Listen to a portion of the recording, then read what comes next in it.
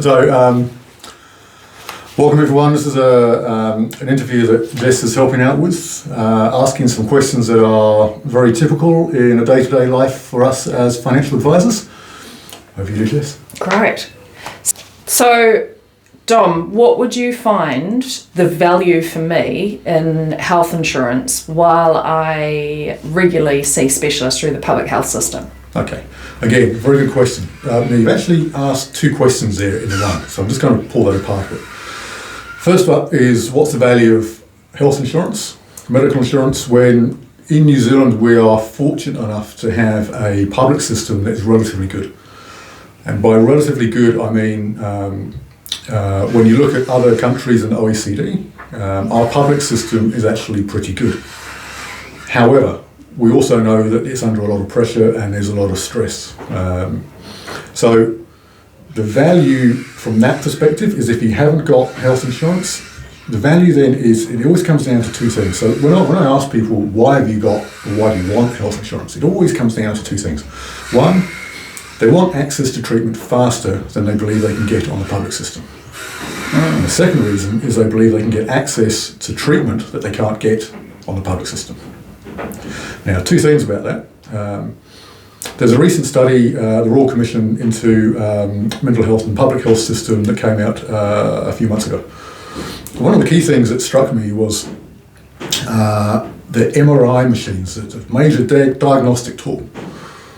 So most DHBs are running at only being able to service 30% of the requirements.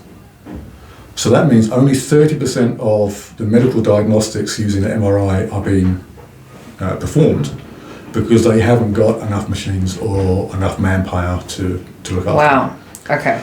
So what that means is, if you need, MRI is used quite often for a range of different diagnostics, major diagnostics. If you need to have that kind of diagnostic done, you've got a 30% chance of it being done. Now that means if you're scheduled to have a treatment, you can't have that treatment until you've properly diagnosed. If you can't get the diagnosis, because you've got to wait until you can actually be put in the queue. Now, people will pay a premium, they'll pay for medical insurance because they don't want to wait. So if you imagine, if you're in acute pain for whatever symptom you've got, and you've got to wait 6 months before you can have the test to prove that you actually got something wrong with you before you can even get treatment, yes, people are prepared to pay for that. Sure, okay. Now the second part, I mentioned treatment that's not available in the public system.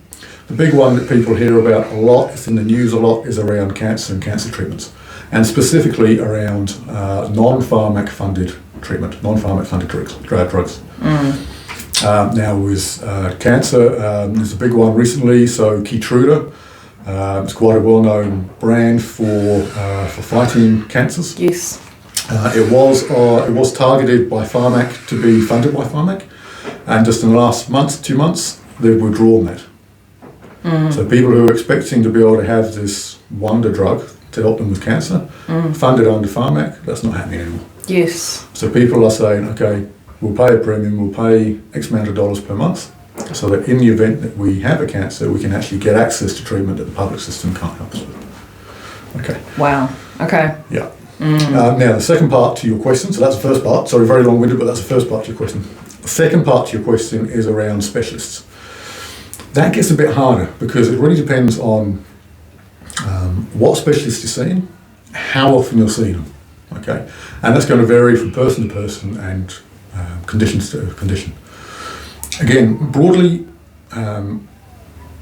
if I take a step back, what's the purpose of insurance, medical insurance? It's to cover the things that ordinarily you can't afford. Okay? And so the analogy I like to use is, you don't insure your car to replace a wind mirror. No. You insure the car to either replace the car itself or to fix the chassis or do some major work to it. I believe the same is relevant for medical insurance. So in my view, there's not a lot of point in spending a premium to cover you to go and see a doctor. Broadly speaking, many people can afford the $40 or $50 to go and see a doctor. A generalisation, but it is there nonetheless. However, people can't afford the $40,000 or $50,000 to have major surgery if and when they need it. So you have insurance to cover those major things, those major treatments that you'll need. Sure. Okay. So again, a long-winded answer to your question is perhaps cover for you for specialists is not actually the right option if you're seeing specialists quite often. The major diagnostics, major surgeries, major treatments is probably more appropriate. Sure. Not to say we can't do the specialists, but again, you're looking at you're spending extra dollars to cover for something that perhaps you don't need to. Sure. Okay. Yeah.